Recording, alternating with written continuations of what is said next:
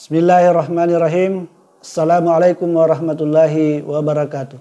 Saya Suherman Eskom MIkom, dosen Universitas Lamapa Poleon Rosope, Prodi Teknik Informatika, menyampaikan pernyataan diri dosen dalam unjuk kerja Tridharma Perguruan Tinggi di bidang pengajaran sebagai salah satu bagian persyaratan sertifikasi dosen tahun 2024. Pada Prodi Teknik Informatika saya mengampu beberapa mata kuliah, salah satunya adalah keamanan komputer dan jaringan.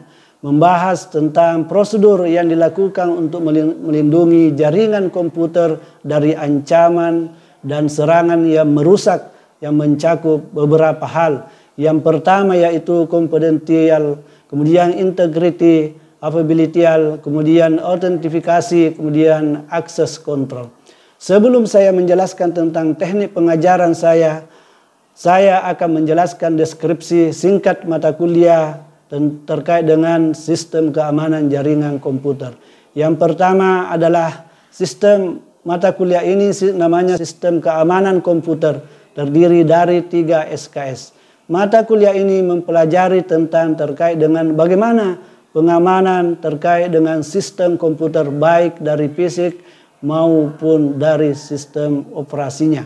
Adapun capaian pembelajaran yang dibebankan pada mata kuliah ini adalah yang pertama, memahami konsep pengamanan dalam jaringan. Kemudian yang kedua, memahami cara melakukan analisis keamanan dan melakukan pengamanan terhadap jaringan komputer. Kemudian yang ketiga, mampu menganalisa kelemahan jaringan dan melakukan perbaikan dalam sistem jaringan. Metode pembelajaran saya adalah metode DIA, Delivery, Interaction, dan Assessment. Yang pertama adalah delivery.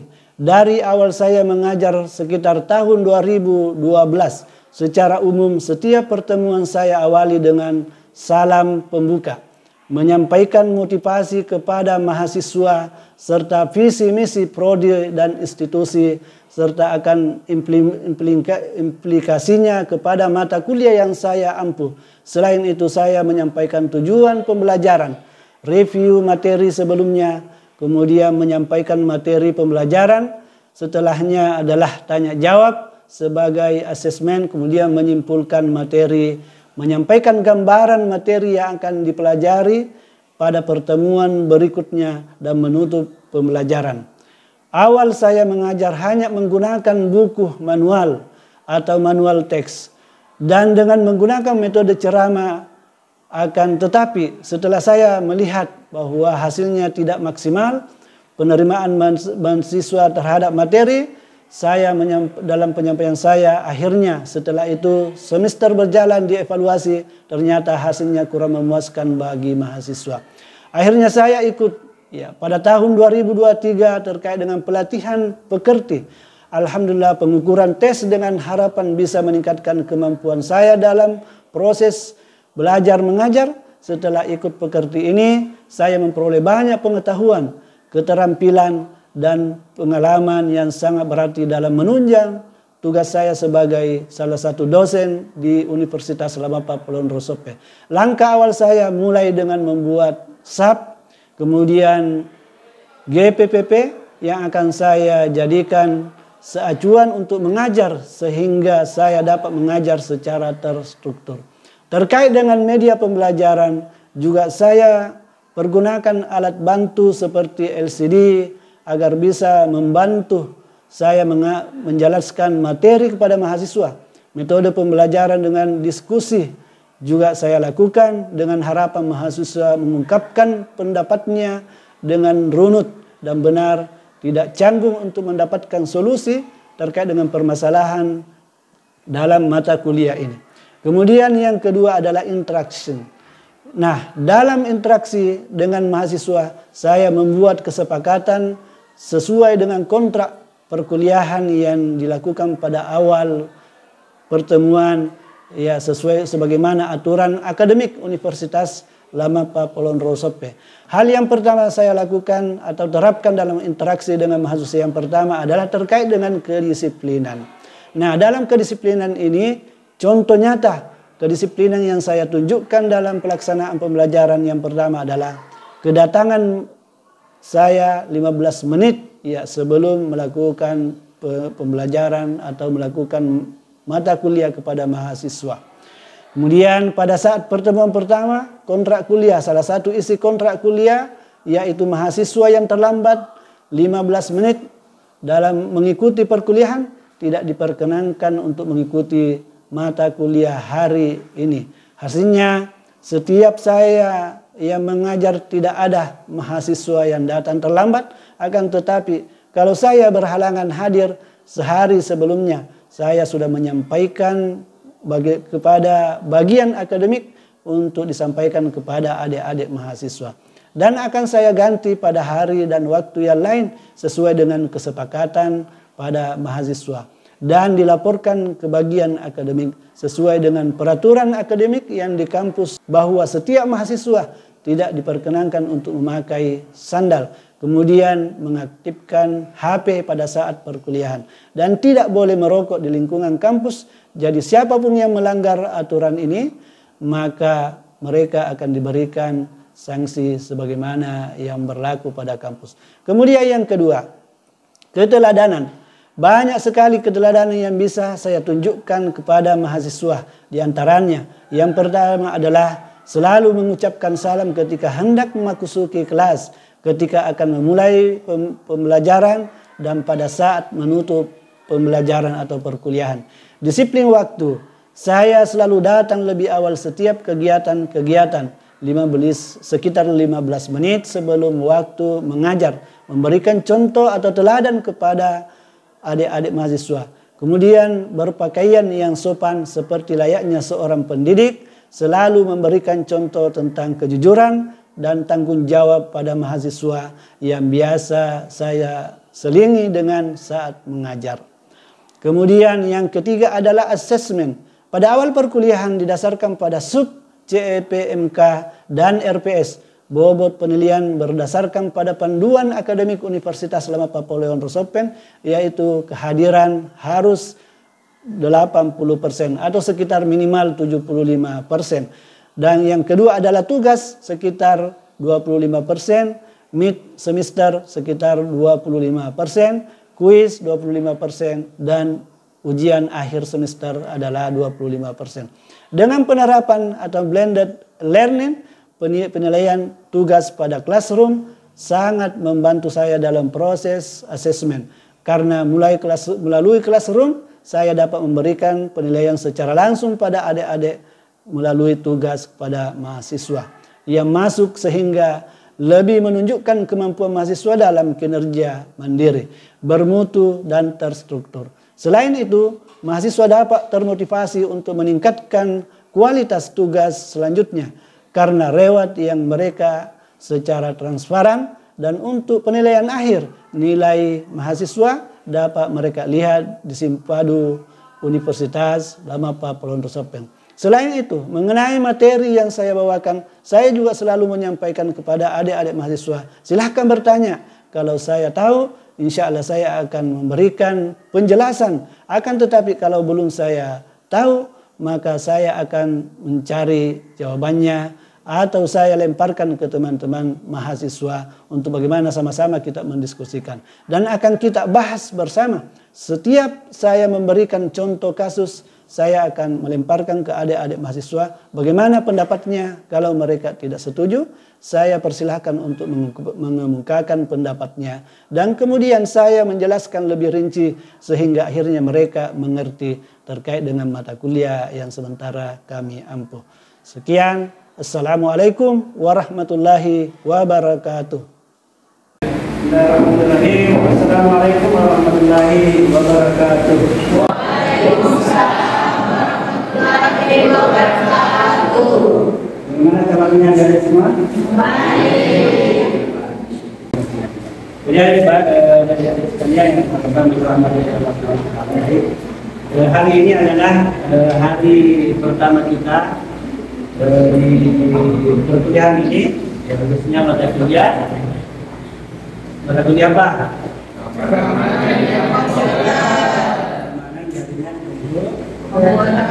Jadi sebelumnya saya minta maaf adik-adik. Ya, saya akan perkenalkan diri dulu. Nama saya Pak Sudarman. Sudarman yang sebelum menjadi ketua, biasa dipanggil Pak Sudarman. Dia ini data dari saya. Ya, Pak Sudarman kemudian ada nomor 4 ya, yang mungkin nanti insyaallah bisa digunakan untuk komunikasi dia yang saya ambil ya, ada nomor HP, ada nomor WA, kemudian email yang bisa kita gunakan untuk menjadi apa tugas ini. Kemudian sebelum kita lanjut ya, terlebih juga karena ini adalah pertemuan pertama, ya harus kita mengetahui visi dari ya institusi kita, ya, khususnya universitas sama ya, dan ada visinya itu menjadi perguruan tinggi ya unggul lalu menghasilkan sumber daya manusia, ya sumber daya manusia berprofesional dan berhubungan komprehensif ya, serta luasan global tahun 2023 dalam visinya berupa ini masih panjang. Kemudian nah diimplementasikan sudah dalam 3 misi. Ya, 3 misi. Yang pertama, menyelenggarakan pendidikan secara kreatif dan inovatif dalam rangka melahirkan ilmu pengetahuan untuk sarana prasarana tenaga pendidik serta pendidikan yang memadai. Kemudian yang kedua, menyelenggarakan kegiatan kemudian secara kreatif dan inovatif untuk mengembangkan ilmu pengetahuan ya bermanfaat bagi kesejahteraan manusia. Tujuan kita memang tujuan kita pendidikan kita yang punya terus untuk masyarakat dan masyarakat berkontribusi sebagai salah satu misinya. Kemudian yang ketiga, yang menyelenggarakan kegiatan pemenuhan tanggung jawab sosial secara optimal melalui tindakan nyata untuk pelayanan dan kemudian masyarakat. Kemudian empat, ya menyelenggarakan kerjasama dengan negara lain. Ini misi kemudian di samping ada misi-misi universitas juga ada misi-misi ya prodi ya. Jadi kalau kita juga punya misi depannya pada tahun 2025 akan menjadi perguruan yang berkelas studi yang unggul di bidang teknik informatika. Ini adalah teknik informatika. Kemudian akan menghasilkan bisa yang berdaya saing dengan lebih ya ini dalam bidang organisasi saya. Kemudian yang samping hari dia ada beberapa bisa kemudian visinya ada pendidikan informatika yang berkualitas dan berkaitan dengan pendidikan masyarakat ini. Jadi harus dalam masa misi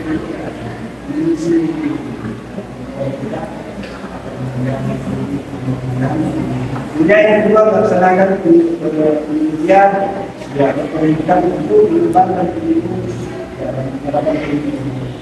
Yang ketiga menyelenggarakan pengabdian kepada masyarakat.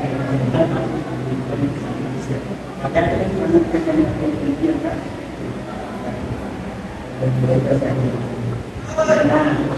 Jadi sebelum kita pilih yang lanjutkan harus ada tempat ya dan orang bersenang supaya ini bisa berjalan baik ya harusnya ada pada kesepakatan yang harus dilakukan. Kemudian di sini ada kehadiran itu minimal 75% dan atau harus terpenuhi dengan 80% agar baru bisa kita lulus. Kemudian budaya lain ada kuis sekitar 25%, ya tugas 25%, kemudian TS 25%, UAS ya 25%. Dan aturan-aturan lain mungkin harus datang sebelum paling lambat 14 menit sebelum kita.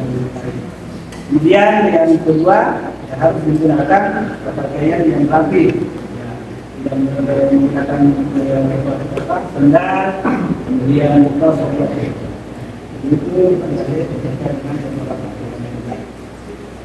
Ya, jadi mata kuliah ini adalah namanya keamanan komputer dan jaringan game dan aplikasi. Baik. Nah, dari mata kuliah ini sesuai dengan materi yang bisa kita bahas, itu harus sesuai dengan apa yang tertuang di RPS, kemudian dibangkan dalam yang CPNK nanti yang dicatat mata kuliah ini. Nah, di mata kuliah ini ada 9 CPNK-nya, supaya pembelajaran mata kuliah.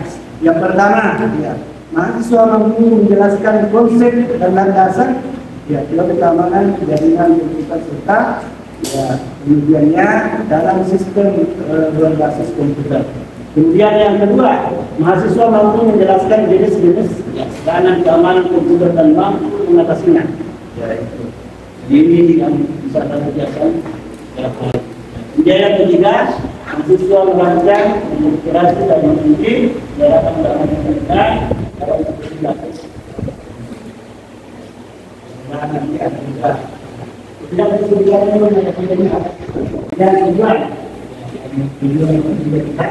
terus maka kita ingin memberikan pemahaman memberikan konsep yang sama terhadap jaringan itu. Ya, yang harus dilakukan,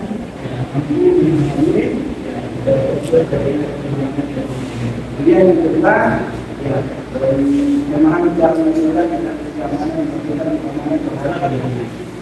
segera itu bilangnya yang sebenarnya ya. Jadi ada kuliah dalam komputer, jaringan komputer, merupakan mata kuliah yang mengajarkan konsep dasar keamanan, ya, jaringan komunikasi serta akses keamanan. Kemudian menunjukkan ya kemungkinan adanya ancaman dan serangan terhadap keamanan jaringan dan ada dasar-dasar tapi mekanisme keamanan jaringan seperti kemudian hoax, malware, dan sebagainya. Ini sedikit deskripsinya. Dan ini materinya ya kebetulan dia dengan perkembangan dia serangan terhadap jaringan atau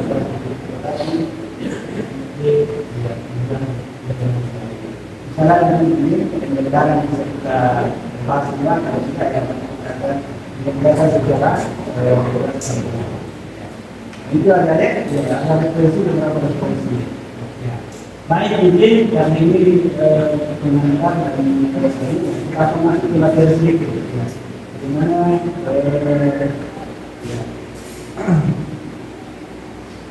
keamanan dari ini.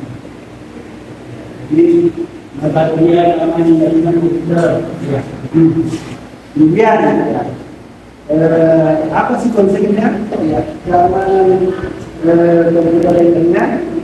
Keamanan jaringan berbasis network atau network bisa juga disebut dengan network seperti atau biasa dalam istilah yang sering dikampilkan itu di media ada apa? Siber security. Kemudian ya menunjukkan kadang di instansi-instansi ada tim yang namanya tim cyber. Khusus menangani terkait dengan kejahatan cyber yang baik di instansi menarik Indonesia kan ada tim cyber sendiri kan ya menyusul kejahatan ya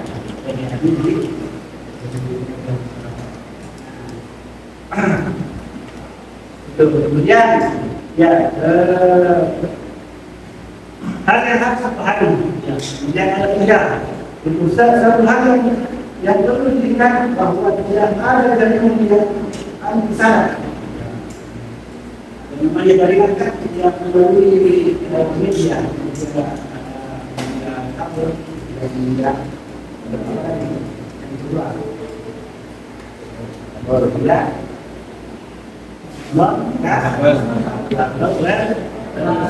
yang antara penghubungan dengan media pemilik dan penerima ini kan rentan mengajak orang berusaha untuk bagaimana supaya ya informasi ini misalnya kan ada kepentingan orang, jadi kita sampai ada sebagai bisa menggunakan namanya kejahatan. Budaya kedua, sistem keamanan membantu mengamankan jaringan tambang menghalangi kegunanya dan menyampaikan antisipasi jaringan berhasil. Sehingga kita sebagai user atau pengguna ya mestinya memang harus berusaha supaya menciptakan amanah. Ini kejahatan. Budaya yang ketiga, ya pastikan bahwa user dalam jaringan ini ditemukan dan cukup untuk mencari karena memastikan bahwa mereka menerima dan memahami jadi ada harus ada training ya.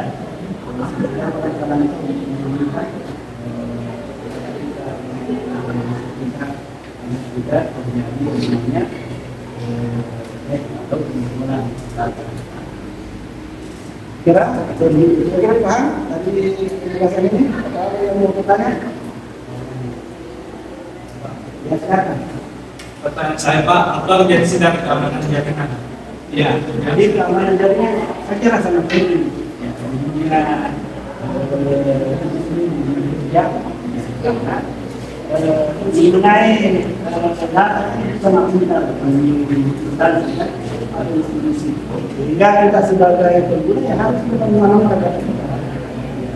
Karena kalau data itu sudah yang dibutuhkan orang bisa saja digunakan berbagai macam bisa dengan maksud data dan sebagainya.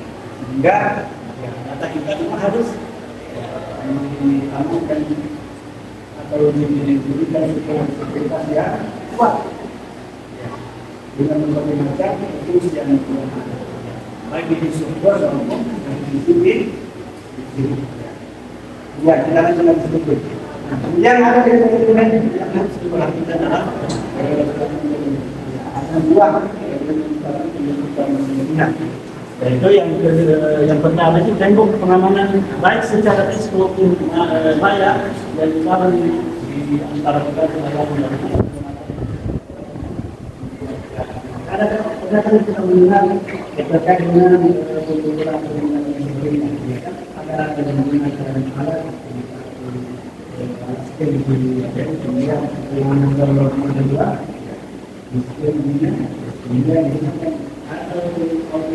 seolah-olah kita berpikir tidak orang tidak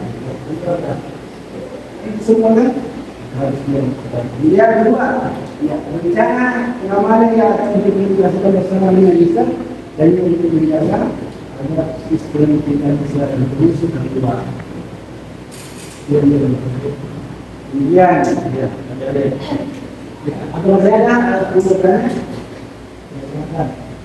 Pertanyaan saya Pak, ya kamu saja sering terjadi pembobolan atau hacker pada sistem informasi.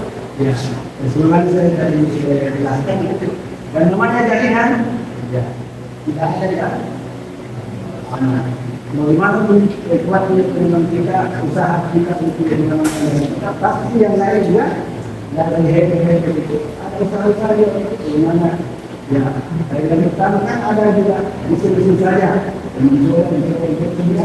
Ternyata berhasil. Kemudian yang kedua, memang ada tujuannya.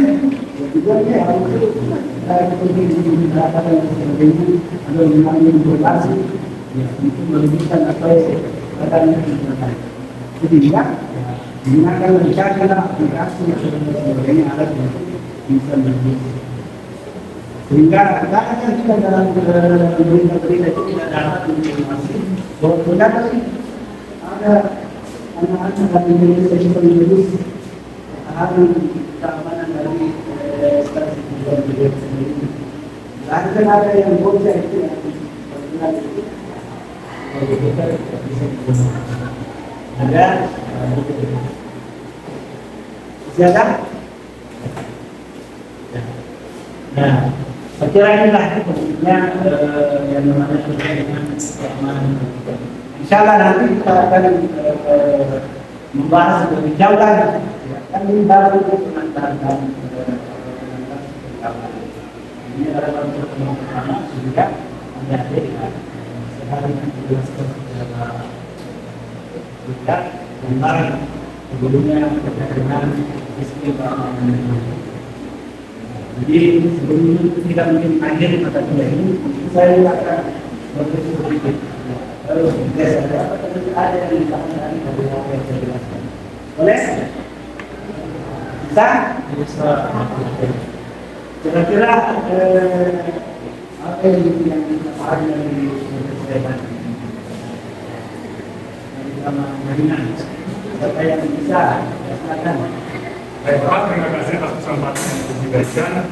Untuk saya sesuai dengan mata kuliah Bapak ini, keamanan jaringan komputer yang bisa saya ambil atau petik dari mata kuliah Bapak ini, yaitu yang pertama, konsep dasarnya yaitu kenapa adanya keamanan jaringan komputer adalah untuk memonitor bahwa terjadinya penyalahgunaan atau penggunaan jaringan nanti ke depannya.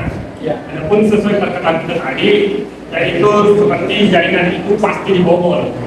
Jadi artinya tidak ada jaringan yang kuat.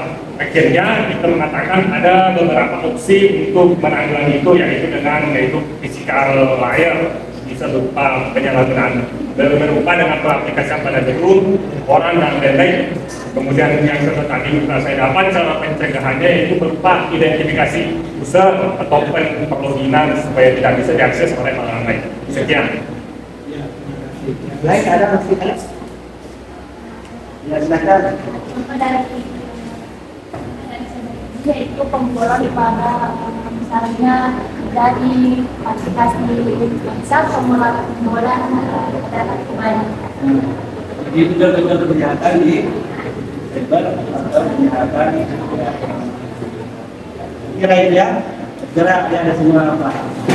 Untuk sebelum kita mengakhiri pada kuliah ini ya, jadi terlebih dahulu saya juga menyampaikan adalah kedepannya pembahasan selanjutnya kita akan membahas terkait dengan pembahasan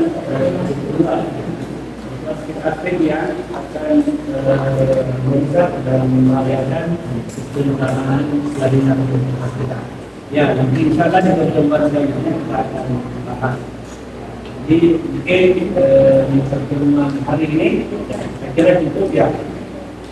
Nanti silakan adik-adik kembali mencari, adakah saya rasa sekali tidak berikan resep materi yang akan kita bahas.